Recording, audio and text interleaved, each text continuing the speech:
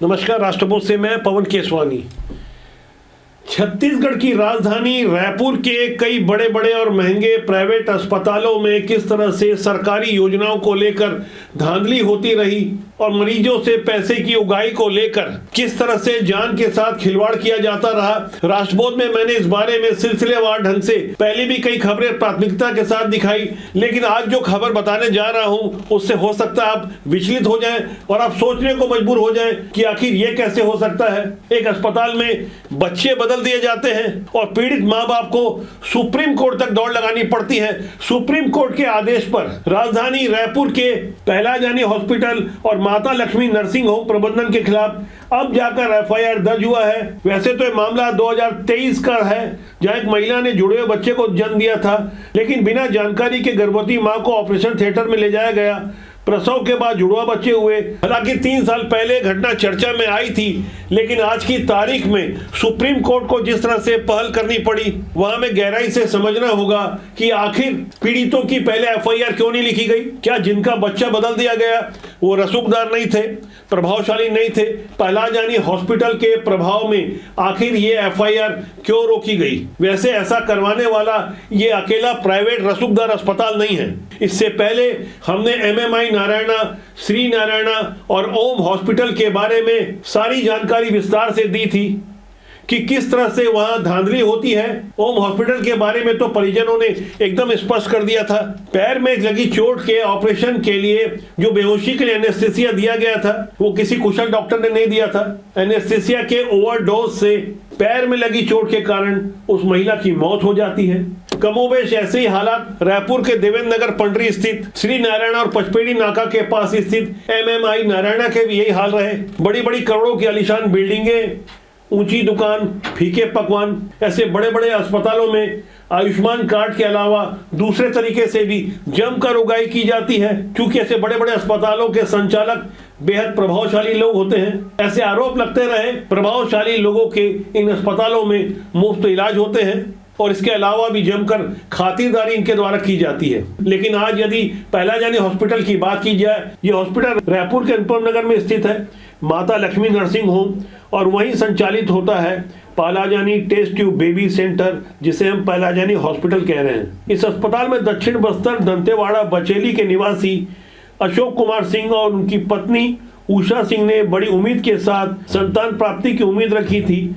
यहाँ आईवीएफ के जरिए उषा सिंह गर्भवती हुई और जुड़वा बच्चों की पुष्टि भी हो गई। लेकिन 25 दिसंबर 2023 की वो तारीख इस परिवार के लिए एक भयानक सपना बन गई। परिजनों का आरोप है कि गर्भवती मां को सीधे ऑपरेशन थिएटर यानी ओटी ले जाया गया। मां का दावा है कि उन्होंने एक लड़का और एक लड़की को जन्म दिया था, लेकिन जब बच्चे सौंपे गए तो वो अलग थे।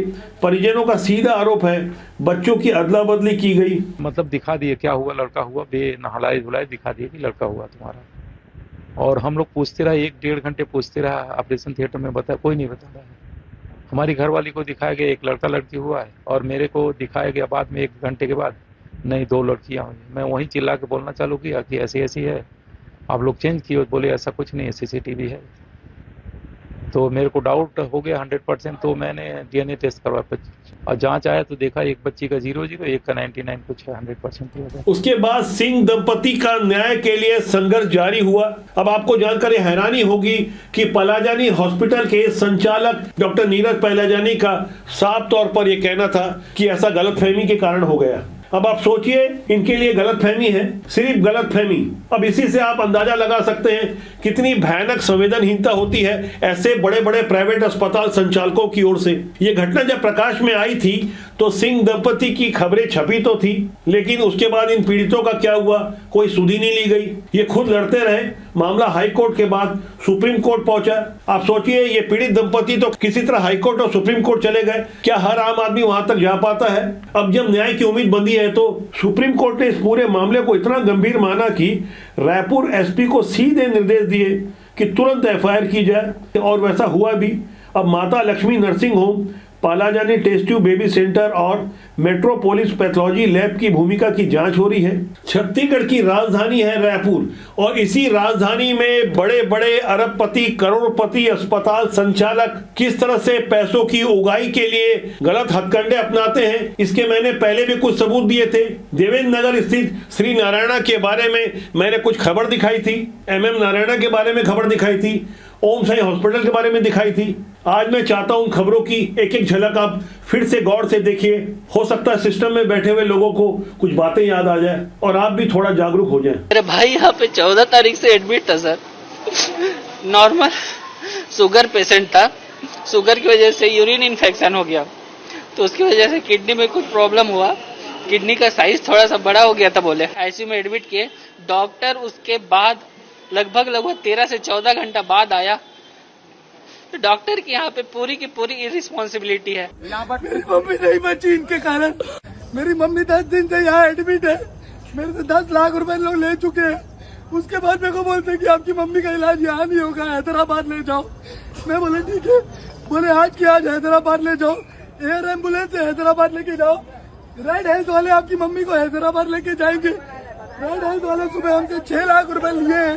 कोई भी गलती से इस हॉस्पिटल में बता रहा है तुम्हारे घर वालों को मार देंगे लोग, अभी बता दे रहा हूँ। मैं वंदना तिवारी हूँ, जो जिनकी डेथ हुई इस हॉस्पिटल की नेग्लिजेंसी के कारण। वो मेरी मौसी जी थी। नाम उनका था सीमा उपाध्याय, एज उनका था 53 इयर्स। उनको कुछ नहीं, घुटने के पीछे थोड़ा सा हड्डी डिसलोकेट हो गया है करके उनको इस हॉस्पिटल में सिर्फ चेकअप के लिए लाया गया था। किस तारीख को लाया गया था? 7 तारीख को लाया गया था। 7 अगस्त को लाया गया था। यहाँ डॉक्टर शुभांशु गुप्ता ने उनसे ये कहा बच्चों से कि कुछ नहीं, डरने की बात नहीं है, छोटा सा ऑपरेशन है, आधे घंटे का, डरने की कोई बात नहीं, हम कल इनका ऑपरेशन कर देंगे। 8 अगस्त को ऑपरेशन करेंगे बोले। दूसरे दिन इनको 8 बजे बोला गया कि आप 20,000 रुपये कैश पेमेंट जमा कीजिए। ये बोले कैश नहीं दे रहे हैं, हम ऑनलाइन जमा कर देते हैं। बेटी उनकी प्राइवेट जॉब करती है। आयुष्मान कार्ड था उनके पास? आयुष्मान कार्ड था सर। उसके बावजूद ही मांगा गया? उसके बावजूद कैश पेमेंट मांगा गया जी। तो ये बोले कि मैं जहाँ जॉब करती हूँ वहाँ का मेरा कार्ड बना हुआ है, उस कार्ड से मैं पेमेंट जमा करवा दूंगी, तो शाम तक पेमेंट आ जाएगा, आप ऑपरेशन कीजिए। उन्होंने ऑपरेशन करने से तुरंत इनकार कर दिया। तुरंत वो ये बहाना बनाया कि उनका शुगर लेवल बढ़ गया है। उसके बाद वो 4 दिन रोक के रखे। 11 तारीख को ऑपरेशन करेंगे बोले।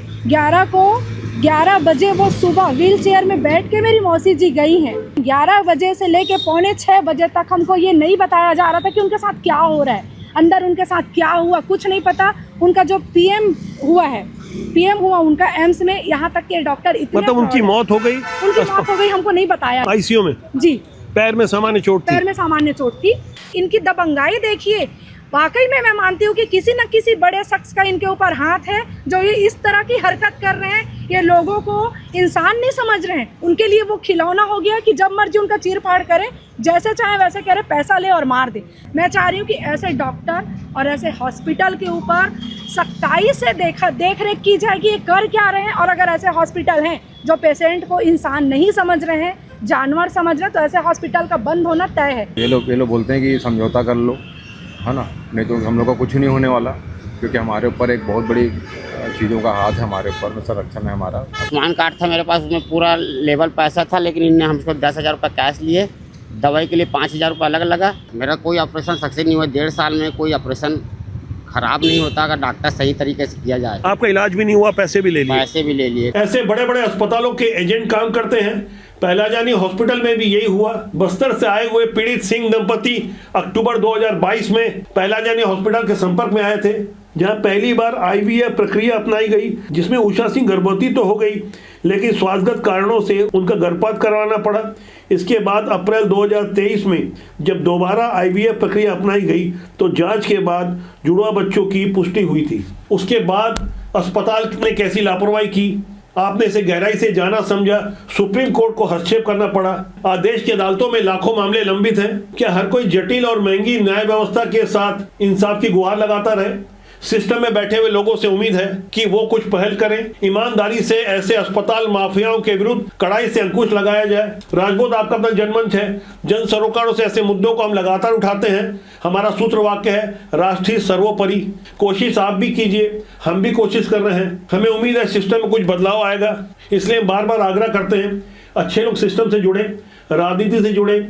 राजनीति बुरी नहीं होती, उसमें काम करने वाले लोग अच्छे या बुरे होते हैं। कोशिश कीजिएगा, कोशिश करने वालों की हार नहीं होती। फिलहाल आज के लिए इतना ही। बहुत जल्दी मेरी आपसे फिर मुलाकात होगी। नमस्कार।